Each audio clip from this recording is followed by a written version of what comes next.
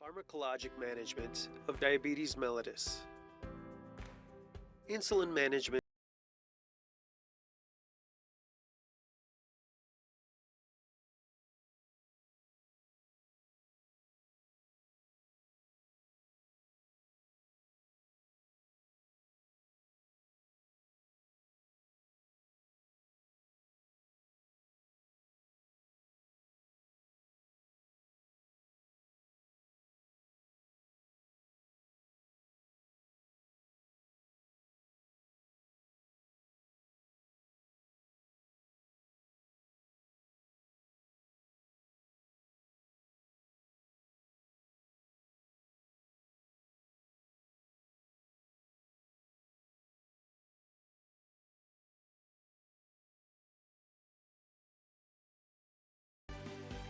Remember that insulin performs the following functions: transports glucose, stores fat, synthesizes protein, and converts glucose. Different types of insulin work at different speeds. Rapid acting. Lispro, onset in 10 to 15 minutes. Peak in 1 hour, with a duration of 3 to 4 hours.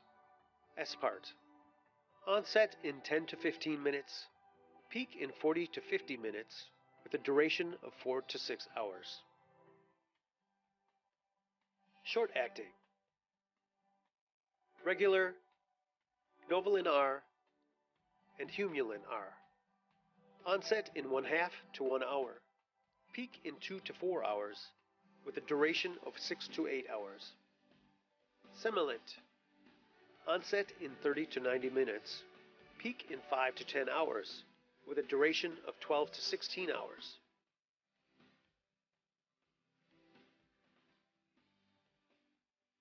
Intermediate acting. Lent or Humulin L. Onset in 1 to 4 hours, peak in 7 to 15 hours, with a duration of 18 to 24 hours. NPH, Humulin N, and Novolin N. Onset in 60 to 90 minutes, peak in 4 to 12 hours, with a duration of 18 to 24 hours. Long acting. Ultralent. Onset in 4 to 8 hours, peak in 10 to 30 hours, with a duration of 36 hours. Glargine. Onset in 1 hour, peak is continuous, with a duration of 24 hours. Other injectable medications. In this activity, you will examine drugs used to control glucose that are given by injection, but are not insulin. These mimic hormones or synthetic forms of hormones found in your body. These hormones work with insulin to control your blood sugar. Let's look at each hormone to learn its role in glucose control. Amylin, made by the pancreas, slows the movement of food through the stomach and intestines, helps keep glucose to be stored in the liver by preventing a rise in glucagon, controls appetite in the brain. Insulin unlocks the numerous receptor doors on the surface of the cell. Glucose can enter the cell when the door is opened. GLP-1 molecules, made in the intestines, slows the movement of food from the stomach to the intestines. This means sugar will be absorbed more gradually. Stimulates the pancreas to make insulin when sugar is present. Helps the liver store and release sugar in a controlled way. Controls appetite in the brain. Byetta. Byetta is the first drug in the new classification of incretin mimetic. It mimics GLP-1. It is given by injection to type 2 diabetics with an injection pen. It is given by subcutaneous injection 1 hour before breakfast and supper. It can be used in conjunction with oral medications. Byetta mimics GLP-1. When the blood sugar is elevated, it promotes the pancreas to make more insulin. It can help keep the liver store and release glucose in a controlled way. It slows gastric emptying. It may reduce appetite and the amount of food eaten. Simlin. Simlin is a synthetic form of the hormone amylin. It can be used by type 1 or type 2 diabetic individuals, given at mealtime by injection with a pre-filled pen. Actions: food moves through stomach slower, the liver releases less glucose, and the brain thinks you're full sooner at meals. Oral agents for treating diabetes. Some diabetic clients are treated with oral medications, but all oral medications are not alike. Sulfonylureas are the oldest type of oral agents with 2 generations of drugs. Sulfonylureas have 2 actions that are beneficial when you consider the pathology of type 2 diabetes. Sulfonylureas are also known as oral hypoglycemics because they can cause hypoglycemia.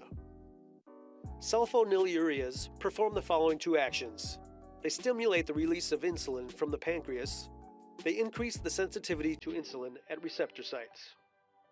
This is done by increasing the degree of binding or increasing the number of receptors. Let's see their actions.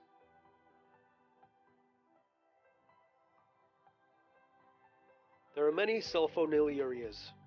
First generation include chlorpropamide, tolanzamide, and tolbutamide. Second generation includes glimepiride, glipizide, and glyburide. Metformin is also known as glucophage. It is a drug in the classification of biguanides. Metformin has 3 actions. Let's look at each action below to see it illustrated. It decreases hepatic production of glucose.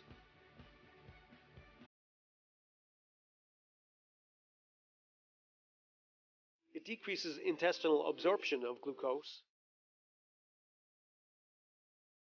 And it increases sensitivity to insulin. Prandin. Prandin is also known as repanglinide. It is a drug in the classification meglitinide. Remember that Prandin is taken when a person dines. Reasons Prandin should be taken with meals. It simulates the release of insulin from pancreatic beta cells. A client must have functional beta cells to take this drug. The onset of action is within 30 minutes, so hypoglycemia can occur if food is not taken after the client takes Prandin. If a meal is skipped, the dose of Prandin should also be skipped. Starlix. Starlix is also a meglitinide. It requires functioning beta cells. It is taken 1 to 30 minutes before the meal and not while the client is eating. Food will delay the absorption. The drug stimulates the release of insulin from the pancreas and can cause hypoglycemia.